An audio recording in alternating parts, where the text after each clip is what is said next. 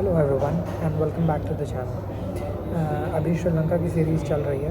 अगर आपको श्रीलंका से रिलेटेड वीडियोस देखने हैं तो उसका लिंक मैं डिस्क्रिप्शन बॉक्स में मेंशन कर दूंगा। अब आप डिस्क्रिप्शन बॉक्स में जाकर श्रीलंका की सीरीज़ एक्सेस कर सकते हैं।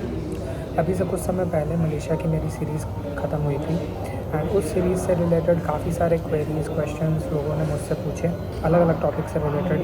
वहाँ पे कौन सा सिम कार्ड है जो सबसे अच्छा सर्विस देता है, कितना बजट होना चाहिए, एकोमोडेशन में कितने पैसे लगते हैं, खाने के लिए आप क्या ऑप्शंस हैं जो रिकमेंड कर सकते हो, कौन कौन सी लोकेशंस हैं जो मस्ट विज़िट हैं। तो इस तरह की बहुत सारी क्वेरीज़ हैं, क्वेश्चंस हैं, जिसके लिए अगर आप सारे वीडियोस को एक एक करके देखना स्टार्ट करेंगे। वैसे मैंने बहुत ही डिटेल में उस सीरीज़ में सारी चीज़ों को एक्सप्लेन किया, बट फिर भी अगर आप एक पर्टिकुलर वीडियो में सारी डिटेल्स को एक्सप्लोर करना चाहते हैं तो उन लोगों के लिए ये वीडियो है।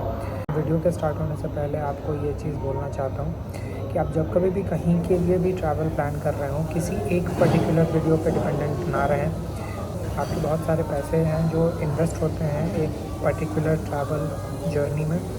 मैं रिकमेंड करूँगा कि जितना ज़्यादा से ज़्यादा हो सके कंटेंट एब्जॉर्ब करें अलग अलग जगहों से, ताकि आपकी आइटिनरी उतनी ही ज़्यादा स्मूथ हो।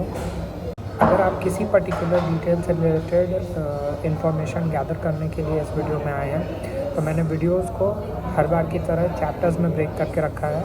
आप उस पर्टिकुलर चैप्टर को एक्सेस करके वहाँ से उस टॉपिक से रिलेटेड जो भी इंफॉर्मेशन है वो ग्रास्प कर सकते हैं।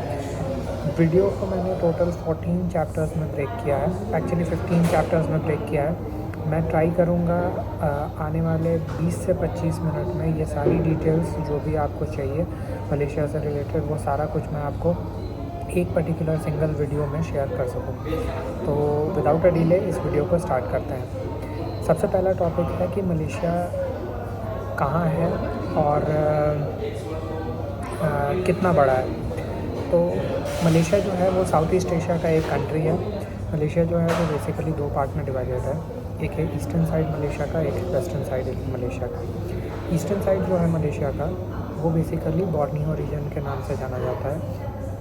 ईस्टर्न साइड में आपको दो बहुत ही प्रोमिनेंट स्टेट्स दिखेंगी, सारावाक और सबा रीजन।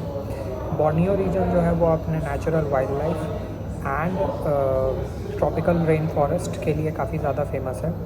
वहाँ पे दो बहुत ही प्रोमिनेंट एनिमल स्पीसीज़ जो पाई जाती हैं वो हैं ओरंगुटैन्स एंड ट्रोबिशियस मंकी।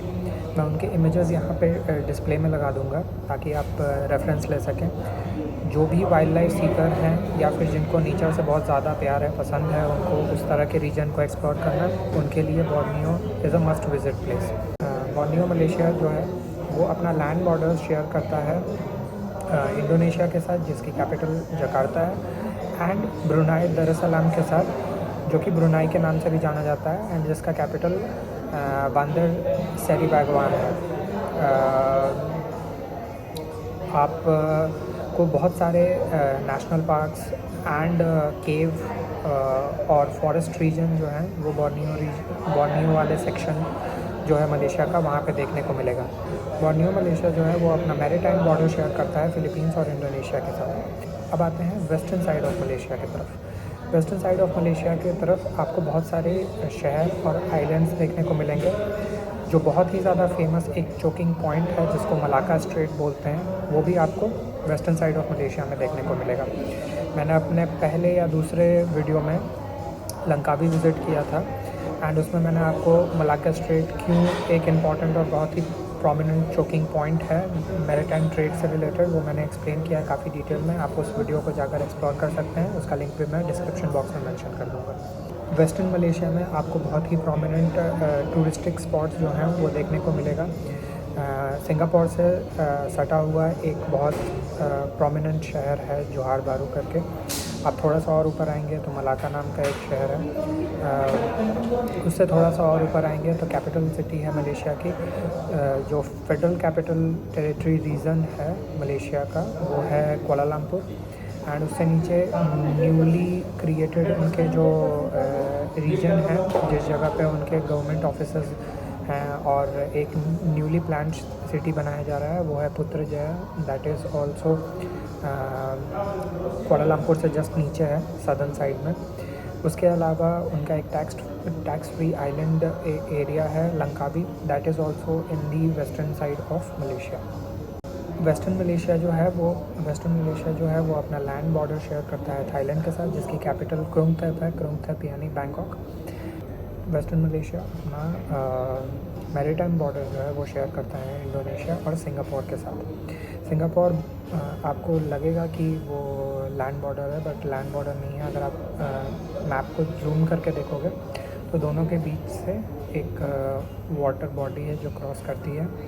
एक ब्रिज है, उस ब्रिज के थ्रू मलेशिया मेनलैंड जो है वो सिंगापुर के थ्रू कनेक्टेड है। रिलीजियस डाइवर्सिटी मलेशिया में काफ़ी ज़्यादा है। मलेशिया अप्रॉक्स 60% इस्लाम फॉलो करते हैं वहाँ पे लोग। बुद्धिज़्म अराउंड 20% है, क्रिश्चियनिटी 10%, हिंदुज़म लगभग 6 से 8% है, एंड उसके अलावा बाकी सारे रिलीजन जो हैं वो सब मिलाकर 3 से 4% है। तो काफ़ी डाइवर्सिफाइड कंट्री है रिलीजियस प्रॉस्पेक्ट से अगर देखें तो, एंड हर किसी को छूट है अपने रिलीजियस प्रैक्टिसेस को फॉलो करने का। आता है कि मलेशिया कब विज़िट करना चाहिए। देखिए, जो दो मलेशिया का हिस्सा है, वेस्टर्न मलेशिया और ईस्टर्न मलेशिया, दोनों के जो बेस्ट टाइम टू विज़िट हैं वो डिफरेंट हैं बिकॉज़ ऑफ जो क्लाइमेट है दोनों ही जगहों पे। वैसे तो दोनों ही रीजन में ट्रॉपिकल क्लाइमेट है, बट फिर भी वेस्टर्न साइड रिकमेंड किया जाता है कि आप नवंबर से मार्च अप्रैल तक एक्सप्लोर करें, एंड ईस्टर्न साइड जो बॉर्नियो का रीजन है वो ऐसा बोला जाता है कि बेस्ट टाइम वहाँ पे विज़िट करने का अप्रैल से सितंबर तक। नेक्स्ट क्वेश्चन आता है मलेशिया कैसे विज़िट करें। मलेशिया के लिए आपको इंडिया के हर प्रोमिनेंट शहर से डायरेक्ट फ़्लाइट्स मिलेंगी। बहुत सारे कैरियर्स हैं जो मलेशिया के लिए फ़्लाइट ऑपरेट करती हैं, जैसे एयर इंडिया हो गया, या मलेशिया एयरलाइंस हो गया, बाटिक एयर हो गया, एयर एशिया हो गया। इस तरह की बहुत सारी एयरलाइन जो है वो अलग अलग शहरों से फ़्लाइट ऑपरेट करती हैं। फ़्लाइट का कॉस्ट वेरी करता है किस जगह से आप फ़्लाइट ले रहे हैं उसके ऊपर। यूजुअली अगर आप 3-4 महीने एडवांस में फ़्लाइट लेते हैं तो आपको 4-5 हज़ार 6 हज़ार में भी फ़्लाइट मिल जाएंगी फ्रॉम कैलकाटा, भुवनेश्वर या विशाखापट्टनम।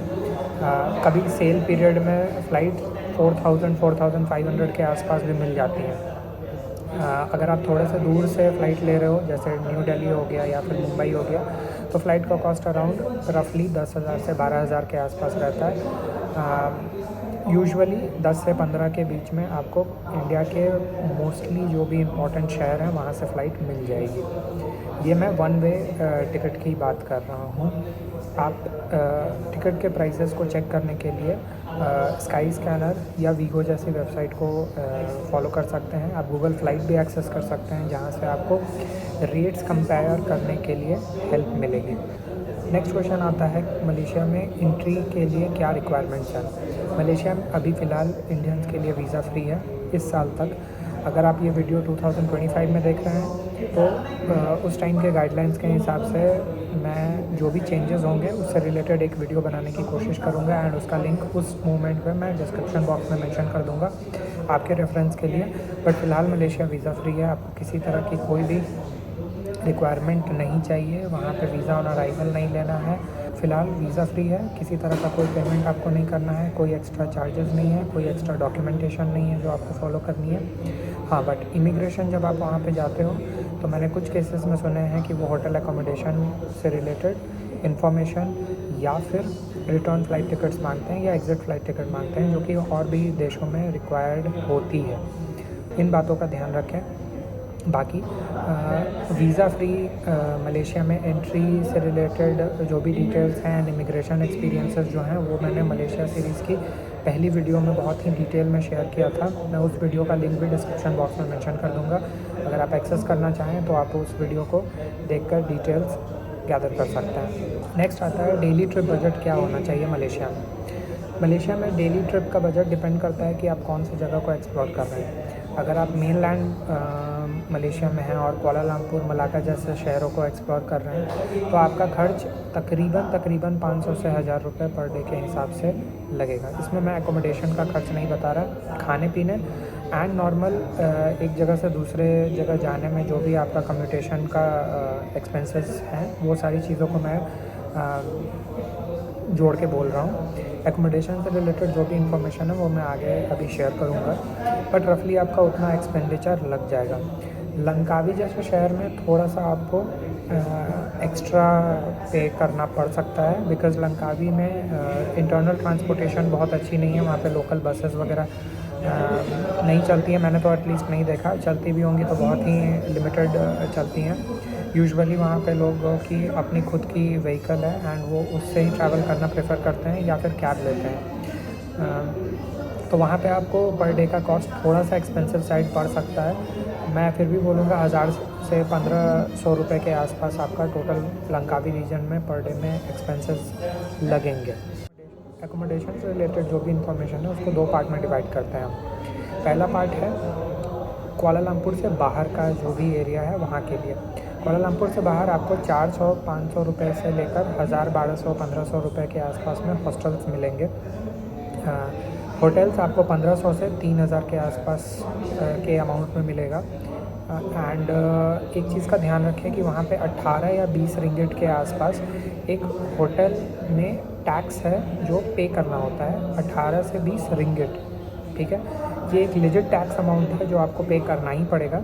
एंड वो जब आप चेक इन कर रहे होगे उसी टाइम पे आपसे ले लिया जाएगा। तो जब भी आप चेक इन करने जाओ तो आप ध्यान रखो कि आपके पास कुछ रिंगिट हों एडिशनल जो आप पेमेंट कर सको, ताकि आपको रूम मिलने में कोई हैसल ना हो।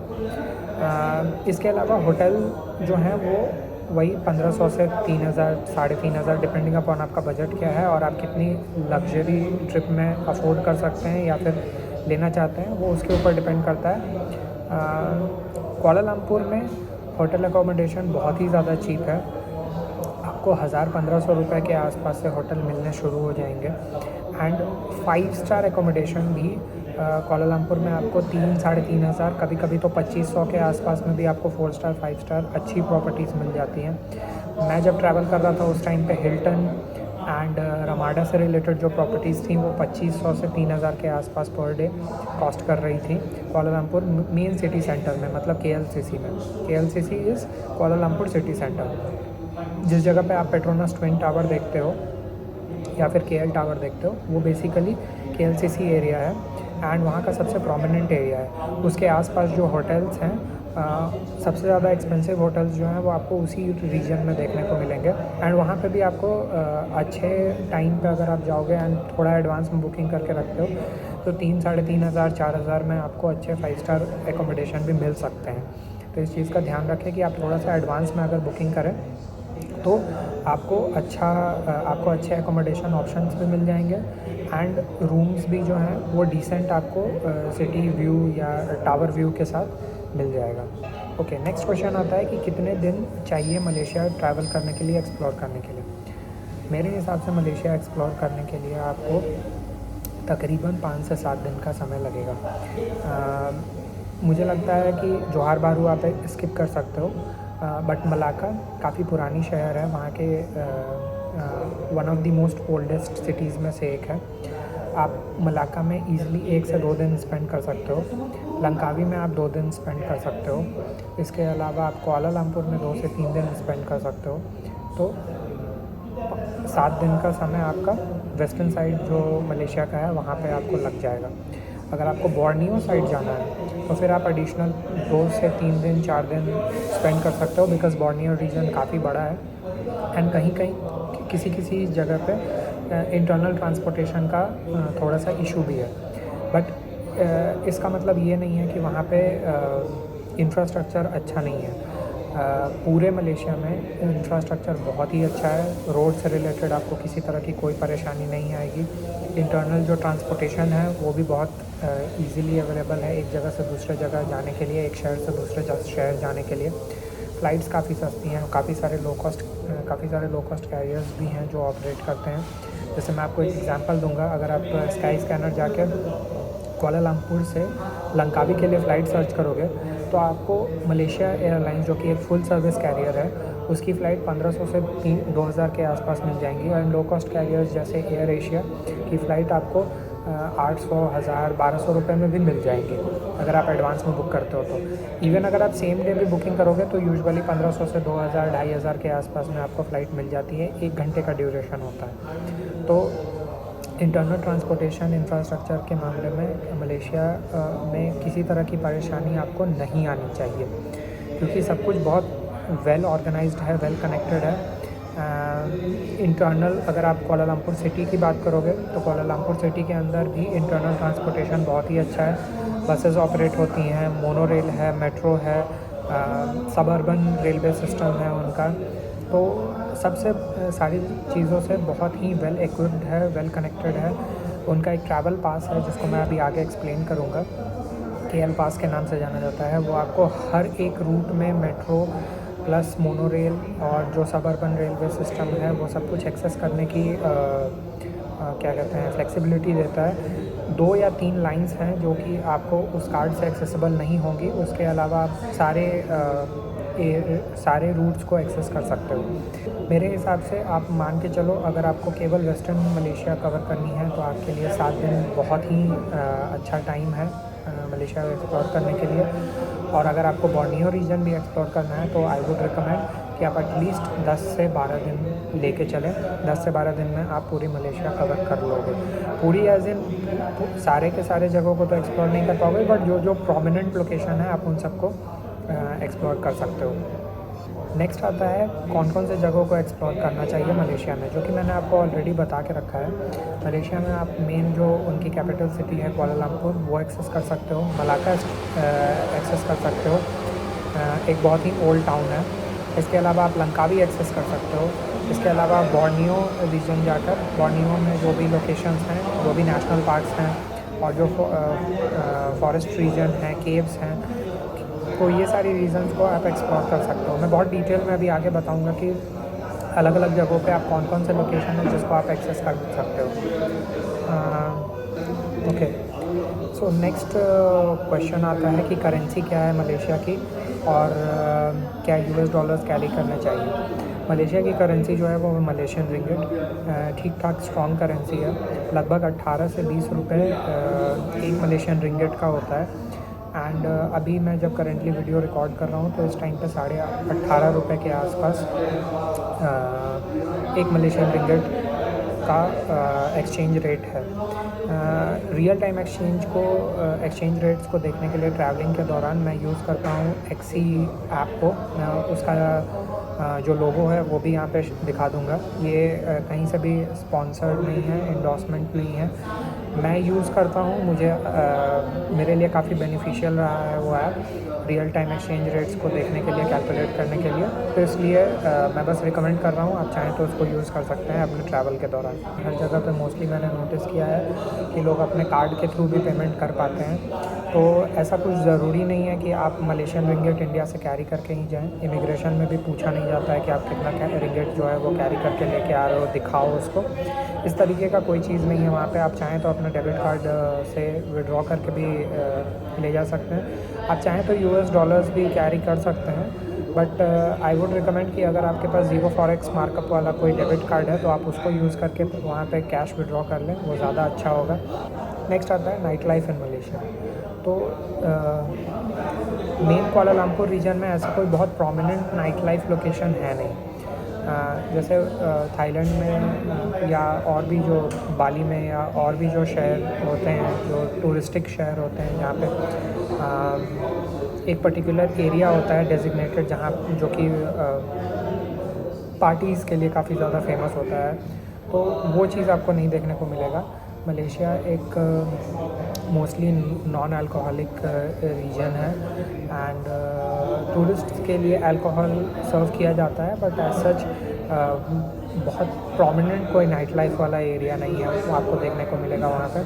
लंकावी अगर आप जाते हो तो वहाँ पे पंताई चनांग नाम का जो बीच है, जो मेन लोकेशन है उनका, वहाँ पे आपको थोड़ा बहुत नाइट लाइफ बीच एरिया के आसपास देखने को मिलेगा। वहाँ पे एक फायर शो होता है, उसके अलावा काफ़ी सारे रेस्टोरेंट और शैक्स हैं जो कि एकदम बीच के साइड पे ही हैं, तो आप वो सारे एरियाज़ को एक्सप्लोर कर सकते हो। फूड स्ट्रीट आपको बहुत सारे मिलेंगे, खाने का बहुत सारा ऑप्शन है वहाँ पे। नॉन अल्कोहलिक बेवरेजेस आपको बहुत सारे मिल जाएंगे। तो इस तरीके के छोटे छोटे जो फूड आउटलेट या फूड मार्केट से रिलेटेड या फूड स्ट्रीट से रिलेटेड जो रीजन है वो रात के 10 बजे, 11 बजे, कभी कभी 12 बजे तक भी खुला रहता है। बट ऐसा पार्टी करने के लिए कोई जगह आपको देखने को नहीं मिलेगा, बहुत प्रोमिनेंट कोई नहीं है। अगर एक दो प्लेसेस होंगे वैसे तो वो एक्सेप्शन है, बट यूजुअली ऐसा आपको रात के 12-1 बजे, 2 बजे, 3 बजे तक आपको पार्टी करने के लिए कोई जगह नहीं मिलेगा। जैसे बैंकॉक में आपको खाओसन नाम का एक एरिया है, रात में 12-1 बजे तक वहाँ पे पार्टीज चलती रहती हैं, तो उस तरीके का एरिया आपको देखने को नहीं मिलेगा। पब क्रॉलिंग आप नहीं कर सकते हो। तो ये सारी चीज़ों को आप अब देखते हैं मलेशिया में ट्रांसपोर्ट से रिलेटेड इन्फॉर्मेशन। देखिए, अगर आप लंकावी जा रहे हो या फिर आप बोर्नियो के रीजन में जा रहे हो तो इंटरनल ट्रांसपोर्टेशन के लिए आप वहाँ पे कैब वगैरह यूज़ कर सकते हो। ग्रैब जो है एक गो टू ऐप है आपके लिए, आप उसको इंस्टॉल करके अपने पास रखें। साउथ ईस्ट एशिया में हर जगह एक्सप्लोर करने के लिए मैं बहुत ज़्यादा रिकमेंड करता हूँ ग्रैब को। आपको टैक्सीज़ वगैरह भी बहुत रेडियली अवेलेबल हैं इन सारे रीजन्स में, आप उसको अवेल कर सकते हो। But in terms of internal transportation अगर आप ऐसा समझोगे कि बसेस रेगुलर बेसिस पे ऑपरेट हो रही हैं, उनकी फ्रीक्वेंसीज़ कैसी हैं, तो वो चीज़ आपको देखने को नहीं मिलेगा इन रीजन्स में। बसेस वगैरह उतनी ऑपरेट नहीं होती हैं, तो या तो आप अपना स्कूटी या 2 व्हीलर व्हीकल ले लें एंड उसके साथ साथ या तो आप कैब या टैक्सीज़ वगैरह अवेल कर सकते हैं। नहीं तो लोकल ट्रांसपोर्टेशन पे डिपेंडेंट रह के अगर आप घूमेंगे तो आपका काफ़ी टाइम जो है वो किल हो जाएगा। विद इन कुआलालंपुर अगर मैं बात करूं तो विद इन कुआलालंपुर KL पास जो है वो आपके लिए एक गो टू कार्ड होगा। 2 लाइन, एक I guess Port Klang line है और एक और आई गेस बाटू केव वाला ही लाइन है या कोई तो एक और लाइन है। ये 2 लाइंस में आपका KL पास नहीं चलता है, बाकी हर जगह पे आपका KL पास आप यूज़ कर सकते हो। 2 दिन का पास आता है 75 या 80 रिंगिट के आसपास। एक वेरिएंट आता है उसका और एक वेरिएंट आता है 120 मलेशियन रिंगिट। ओके, तो अब आते हैं कुआलालंपुर मेन सिटी में। तो कुआलालंपुर मेन सिटी में 2 टाइप का KL पास आता है, एक है 75 मलेशियन रिंगिट का, एक है 120 मलेशियन रिंगिट का। 2 दिन की वैलिडिटी होती है इसकी। आप सारे LRT MRT मोनोरेल जो रूट्स हैं उसमें आप इसको एक्सेस कर सकते हो, सिवाय 2 लाइंस के। एक आई गेस बाटू केव वाला लाइन है, पोर्ट क्लैंग लाइन, और एक और कोई लाइन है जिस लाइन पे, इन दोनों लाइन पे आप उसको यूज़ नहीं कर सकते हो। वहाँ पे KTM कम्यूटर करके सब अर्बन रेलवे सिस्टम है या फिर इंटरस्टेट ट्रांजिट सिस्टम है, जो उसमें आप उसको एक्सेस नहीं कर पाओगे। बाकी सारे रूट्स में आप इसको एक्सेस कर सकते हो। 2 वेरिएंट इसलिए है क्योंकि 75 मलेशियन रिंगिट वाला अगर आप लेते हो तो 75 मलेशियन रिंगिट में आपको एयरपोर्ट से सिटी जाने के लिए एक टाइम का जो एयरपोर्ट लाइन है, एक्सप्रेस लाइन है, आप उसको अवेल कर पाओगे। अगर आप 120 मलेशियन रिंगिट का लेते हो तो आप एयरपोर्ट से सिटी जा सकते हो और सिटी से वापस एयरपोर्ट भी आ सकते हो। तो बट उसकी वैलिडिटी 2 ही दिन की होती है, इस चीज़ का ध्यान रखिएगा। और इसके अलावा कुआलालंपुर सिटी में आपको कैब मिल जाएंगी, बस मिल जाएंगी। बसेस की फ्रीक्वेंसी बहुत ज़्यादा मैंने नहीं देखी है, बट कैब आपको बहुत इजीली ग्रैब के थ्रू एक्सेसिबल होगा। थोड़ा टाइम लगता है मलेशिया में, मैंने नोटिस किया है, स्पेशली कुआलालंपुर में कैब के आपके लोकेशन पे आने के लिए कभी कभी 15 से 20 मिनट की भी वेटिंग होती है। तो इस बात का ध्यान रखें। अगर आप प्लान कर रहे हैं तो मैं सजेस्ट करूँगा कि आप 5-10 मिनट का बफर लेके हमेशा चलें। यूजुअली ऐसा होता है कि कैब जो है वो 5 से 10 मिनट के ड्यूरेशन पे ही आपको आपके लोकेशन पे पिकअप करने के लिए आती है। ओके, नेक्स्ट क्वेश्चन आता है कि मलेशिया में इंडियन फूड या वेजिटेरियन फूड अवेलेबल है या नहीं। मलेशिया में आपको इंडियन फूड ऑप्शंस और वेजिटेरियन फूड ऑप्शंस बिल्कुल मिलेंगी। जैसा कि मैंने आपको बताया कि 6 से 8% इंडियन रहते हैं मलेशिया में। मलेशिया की टोटल पॉपुलेशन लगभग 3.5 करोड़ के आसपास है। तो उसमें 8% का जो पॉपुलेशन है वो बहुत ही सिग्निफिकेंट नंबर होता है। लगभग 25 लाख से 30 लाख के आसपास का पॉपुलेशन होता है, जो कि इंडियन ओरिजिन के लोग हैं। स्पेशली जो सदर्न रीजन के लोग हैं, जैसे तमिलनाडु और केरला, इन सारे लोकेशन से काफ़ी सारे लोग जो हैं वो वहाँ पे बसे हुए हैं। तो काफ़ी सारे साउथ इंडियन रेस्टोरेंट्स या फिर नॉर्थ इंडियन रेस्टोरेंट्स के भी ऑप्शंस आपको वहाँ पे देखने को मिल जाएगा। तो बहुत इजीली अवेलेबल है। बस नॉन वेजिटेरियंस के लिए तो भरमार है, आपको हर फूड स्ट्रीट में हर कुछ मिलेगा खाने के लिए। तो नॉन वेजिटेरियन के लिए काफ़ी सारे ऑप्शंस भी हैं खाने के लिए। कुछ जो बहुत प्रोमिनेंट डिशेस हैं जो आपको मलेशिया जाके ज़रूर टेस्ट करना चाहिए, वो मैं आपको डिटेल अभी बताऊंगा। मैंने उसमें से कुछ चीज़ें ट्राई की थी, मुझे पसंद आई। एंड मैंने उनमें से जो मुझे बहुत ज़्यादा पसंद आई उनका मैंने एक लिस्ट बना के रखा है, वो मैं डिटेल आपसे अभी शेयर करूँगा। बट येस, आपको खाने के लिए ऑप्शन मिल जाएंगे, वेजिटेरियन नॉन वेजिटेरियन दोनों ही ऑप्शन मिलेंगे। अब एक और चीज़ मैं आपको बता दूँ, जैसा कि मैंने आपको बताया कि काफ़ी ज़्यादा रिलीजियस डाइवर्सिटी है एंड एथनिक डाइवर्सिटी भी काफ़ी ज़्यादा है। बहुत से लोग हैं जो चाइना से आकर सेटल हो चुके हैं वहाँ पे। तो आपको बहुत अच्छे क्वांटिटी में चाइनीज़ रेस्टोरेंट्स या Chinese food outlets, Indian restaurants, Indian food outlets बहुत कॉमनली जो हैं वो आपको देखने को मिलेंगे थ्रू आउट मलेशिया। तो खाने की आपको कहीं से भी कोई भी तकलीफ़ या दिक्कत नहीं होने वाली है। आपको वेजिटेरियन भी काफ़ी सारे ऑप्शंस हैं जो मलेशिया में आपको मिल जाएंगे। तो इस चीज़ से आपको परेशान होने की कोई ज़रूरत नहीं है। मैंने जितने भी फूड आइटम्स जो हैं जो वहाँ पे ट्राई किया, एंड मेरा जो भी फेवरेट था उसमें सबसे ऊपर आता है नासी लमाक। नासी लमाक वहाँ का नेशनल डिश भी कंसिडर किया जाता है। उसके अलावा नासी कंदार है, फिर एक मलेशियन नूडल्स है जिसका नाम है चारकोई ताओ। तो वो आप खा सकते हो। मैंने चारकोई ताओ आई गेस सही प्रोनाउंस कर रहा हूँ मैं, तो ये मैंने खाया था लंकावी में, मुझे बहुत पसंद आया था। वो आप खा सकते हो। इसके अलावा क्रेप आता है एक अपम बलाक करके, वो भी काफ़ी अच्छा है। सटाए काफ़ी मिलते हैं यहाँ वहाँ पे। सटाए यानी कि स्टिक में, वुडन स्टिक में वो लोग मीट लगा कर देते हैं। एक तरह से कबाब की तरह आप उसको ट्रीट कर सकते हो। आपको वो लगभग 2, 4, 5 मलेशियन रिंगिट में ईज़िली फूड स्ट्रीट वाले लोकेशंस में देखने को मिलेगा। इसके अलावा एक बहुत ही इनफेमस वहाँ पे फ्रूट है डूरियन। मेरा डूरियन का एक्सपीरियंस मैंने अपने मलेशिया सीरीज़ के लास्ट वीडियो में शेयर किया है। मैं ज़िंदगी में कभी उसको नहीं खाऊंगा। बहुत से लोगों को काफ़ी पसंद आता है, बट मुझे पर्सनली पसंद नहीं आया था। काफ़ी सारे होटल्स और रेस्टोरेंट्स में तो लेके आना बाहर से डूरियन अलाउड नहीं होता। फ़ाइन है बहुत ज़्यादा सिग्निफिकेंट, बिकॉज़ काफ़ी ज़्यादा पंजेंट स्मेल होता है उसका। टेस्ट तो ख़राब है ही, बट बाकी मुझे पर्सनली पसंद नहीं आया।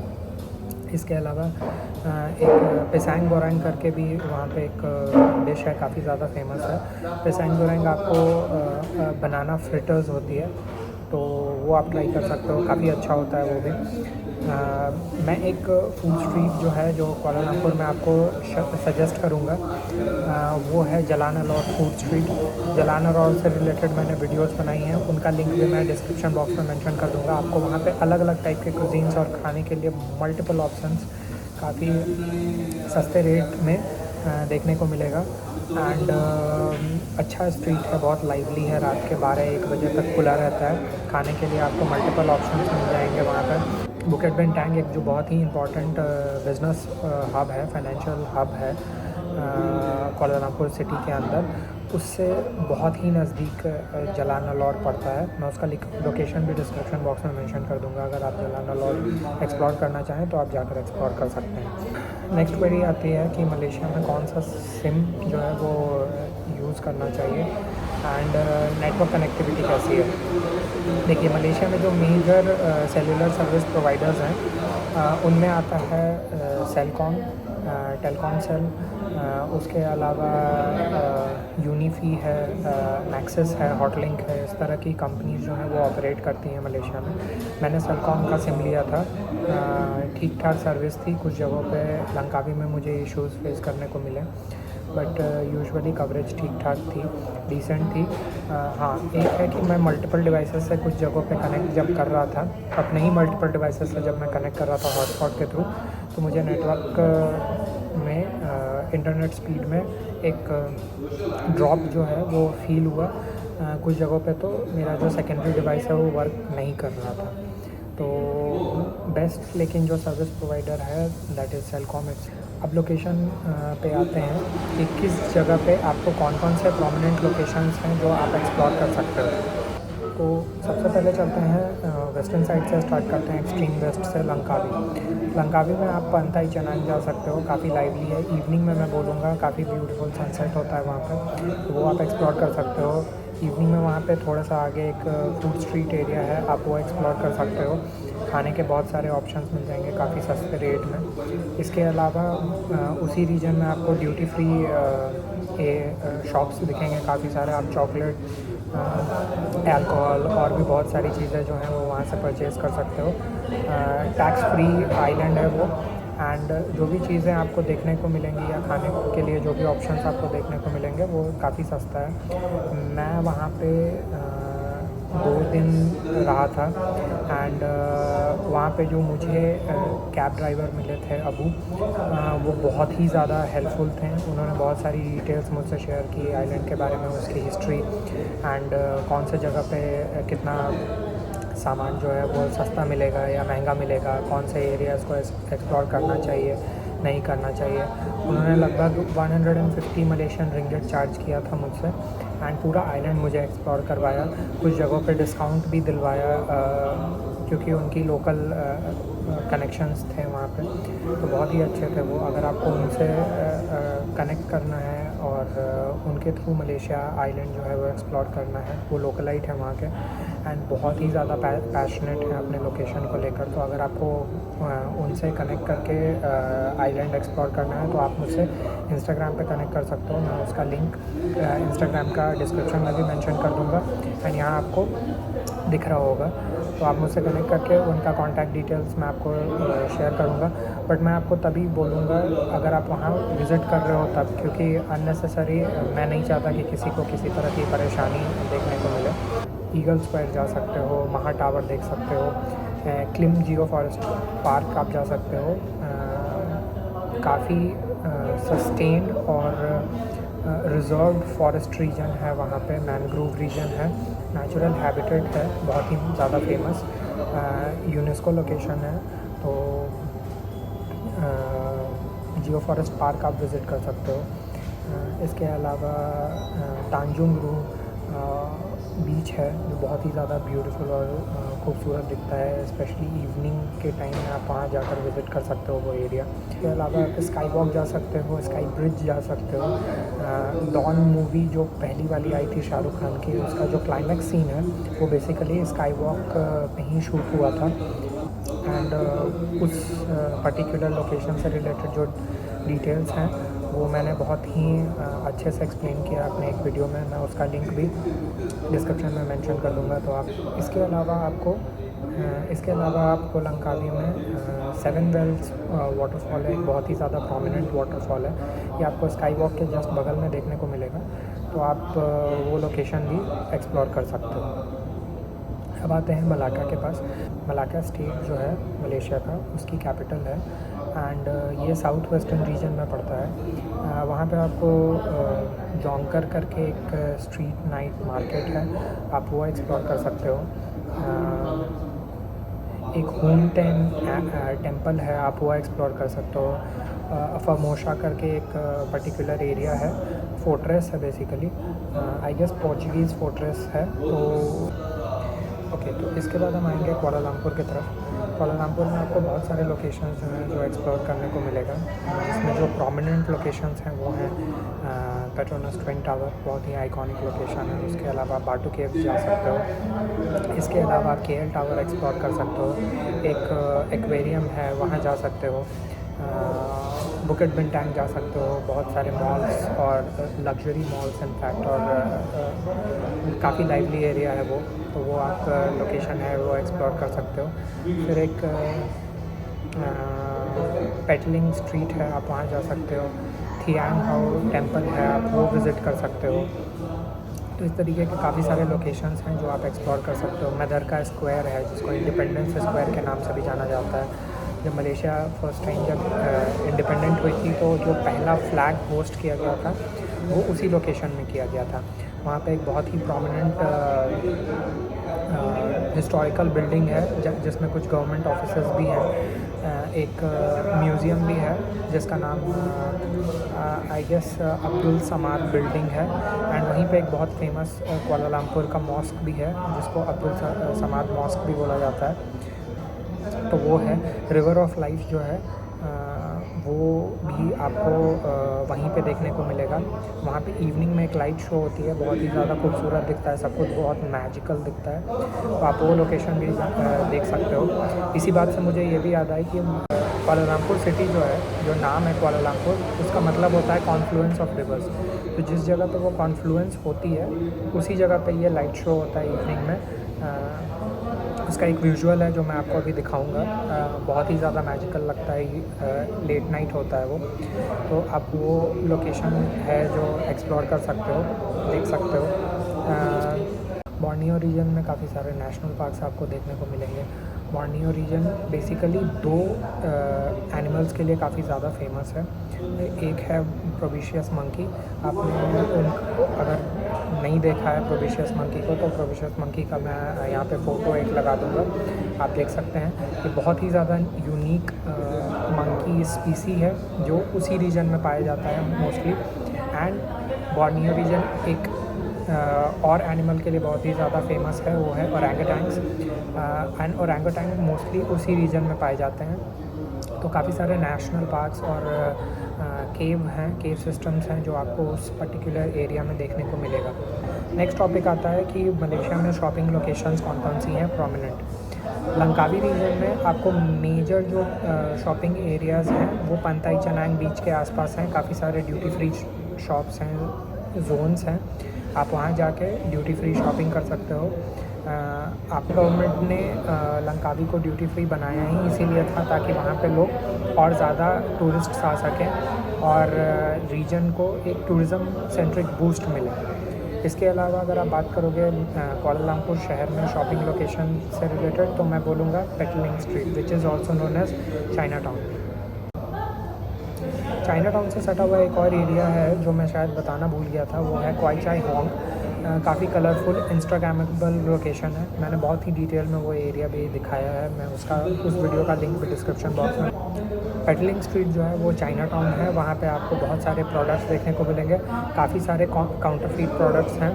बार्गेनिंग आप बहुत अच्छे से वहाँ पे कर सकते हो। खाने के भी बहुत सारे ऑप्शंस हैं जो पेटलिंग स्ट्रीट में आपको देखने को मिलेगा। वो मार्केट यूजुअली ध्यान रखें, उस मार्केट में ध्यान रखें कि आप अच्छे से बार्गेनिंग करें एंड क्वालिटी जो है प्रोडक्ट की उसको टेस्ट करके लें। बिकॉज़ ओरिजिनल प्रोडक्ट्स वहाँ पे मैंने तो नहीं देखा है। मैंने जो भी शॉप्स देखे हैं, जिन भी जगहों पे मैं गया, यूजुअली मैंने नोटिस किया कि वहाँ पे शूज़, क्लोथ्स जो कुछ भी मिल रहे हैं सारे काउंटरफीट प्रोडक्ट्स। बजट पे आते हैं अब। मलेशिया में बजट जो है वो डिपेंड करता है कि आप कौन से रीजन को एक्सप्लोर कर रहे हो। अगर आप वेस्टर्न साइड के मलेशिया को एक्सप्लोर कर रहे हो तो रफली 5 से 7 दिन का बजट आपका तकरीबन 50 से 60 हज़ार रुपये के आसपास आएगा, अगर आप बहुत अच्छे से एक्सप्लोर कर रहे हो तो। अगर आप कम बजट में ट्रैवल करना चाह रहे हो तो फिर अगर आपको फ़्लाइट सस्ती मिल जाती हैं तो आप तकरीबन 35 से 40 हज़ार रुपये में मलेशिया एक्सप्लोर कर सकते हो, इंक्लूडिंग लंकावी। अगर आप बोर्नियो रीजन को ऐड करते हो तो ऑब्वियसली आपका ड्यूरेशन इंक्रीज़ हो जाता है, तो अकॉर्डिंगली आपका बजट भी इंक्रीज़ होगा। आप रफली अपने बजट में 25 से 30 हज़ार रुपये और एडिशनल ऐड करके रखो बोर्नियो रीजन को एक्सप्लोर करने के लिए। तो आपका बजट जो है वो प्योरली वेरी करता है, आप किन किन लोकेशंस को एक्सप्लोर करना चाहते हो और कितना लंबा आपका स्टे है, कितना लग्जूरियस आपका स्टे है, किस तरीके के ट्रांसपोर्टेशन सिस्टम को आप अवेल करना चाहते हो। सपोज़ आपने मेट्रो मोनो रेल वगैरह कुछ अवेल ही नहीं किया, तो फिर उस केस में आप मैक्सिमम जगहों पर टैक्सीज़ अवेल करोगे, जो कि थोड़ा सा आपके लिए कॉस्टली साइड पे पड़ सकता है। तो इन चीज़ों का ध्यान रखें। बाकी मोस्टली मलेशिया जो है वो, अगर आप सर्विसेज या फैसिलिटीज़ या इंफ्रास्ट्रक्चर के हिसाब से देखो तो काफ़ी ज़्यादा अफोर्डेबल है। मैं उसको कंपेयर करूँगा थाईलैंड और सिंगापुर के बीच में एक पर्टिकुलर पॉइंट पे। मोस्टली टूवर्ड्स थाईलैंड ही हैं, सिंगापुर के साइड तो नहीं है, उतना एक्सपेंसिव नहीं है। इनफैक्ट अगर आप सिंगापुर को क्लब कर रहे हो मलेशिया के साथ, अगर आपने सिंगापुर 3-4 दिन का ट्रिप बनाया है और आप चाहते हो कि 6-7 दिन में मलेशिया एक्सप्लोर करूं, तो फिर आपको, अगर आप सिंगापुर से मलेशिया एंटर कर रहे हो तो आपको मलेशिया बहुत ही ज़्यादा सस्ता पड़ेगा। इट इज़ लाइक आप यूरोप गए हो एंड यूरोप में आपने अपनी ट्रिप की शुरुआत स्विट्ज़रलैंड से की है एंड फिर उसके बाद आप यूरोप में किसी भी लोकेशन को एक्सप्लोर करने जाओगे तो आपको यूरोप सस्ता ही दिखेगा, बिकॉज स्विट्ज़रलैंड बहुत ही ज़्यादा एक्सपेंसिव साइड पर है। तो ये हो गई मलेशिया से रिलेटेड सारी डिटेल्स। मैंने सारा कुछ डिटेल जो है वो आपसे शेयर करने की कोशिश की है। अगर मुझसे कोई डिटेल मिस हो गई है आप मुझसे कमेंट बॉक्स में मेंशन करके पूछ सकते हो। मैं पूरी कोशिश करता हूँ कि आपकी क्वेरीज़ को एड्रेस करने की। एंड आप मेरे से इंस्टाग्राम पर भी कनेक्ट कर सकते हो।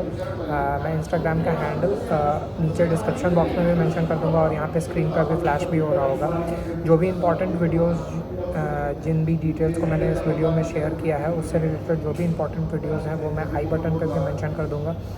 अगर आपको श्रीलंका से रिलेटेड इन्फॉर्मेशन चाहिए तो मैं उसका प्लेलिस्ट नीचे मेंशन कर दूँगा डिस्क्रिप्शन बॉक्स में। मैं कोशिश करूँगा कि मैं थाईलैंड से रिलेटेड भी इसी तरह का एक सिंगल वीडियो रिलीज़ करूँ जिसमें मैं बहुत डिटेल में सारी इन्फॉर्मेशन को एक्सप्लेन करूँ। अगर आपको ये वीडियो पसंद आई है तो प्लीज़ इसको लाइक करें एंड शेयर करें उन लोगों के साथ जिनको इस तरह की इन्फॉर्मेशन चाहिए या फिर जो मलेशिया ट्रैवल करने के लिए प्लान कर रहे हैं। अगर आपको इस तरह की और भी इंफॉर्मेटिव वीडियोस देखनी है तो मैं चैनल में एक प्लेलिस्ट मैंने बना के रखा है, वहाँ पे मैंने इसी तरह के ट्रैवल इंफॉर्मेटिव सेंट्रिक वीडियोस जो हैं वो डालने शुरू किए हैं। मैं उस प्लेलिस्ट का लिंक भी डिस्क्रिप्शन बॉक्स में मेंशन कर दूंगा और यहाँ पे आई बटन पे भी आपको दिख रहा होगा। तो आप चाहें तो वो प्लेलिस्ट एक्सेस करके इस तरह के डिटेल्ड वीडियो और डिटेल्ड इन्फॉर्मेशन जो है वो अवेल कर सकते हैं। प्लीज़ चैनल को सब्सक्राइब करें ताकि आपको इस तरह के वीडियोस जब फ्यूचर में आ रहे हों तो आपको पता रहे। मुझे उम्मीद है कि ये वीडियो आपको पसंद आई होगी, ये वीडियो आपके लिए हेल्पफुल हुई होगी। मिलते हैं एक दूसरे वीडियो में, तब तक के लिए बाय, थैंक यू।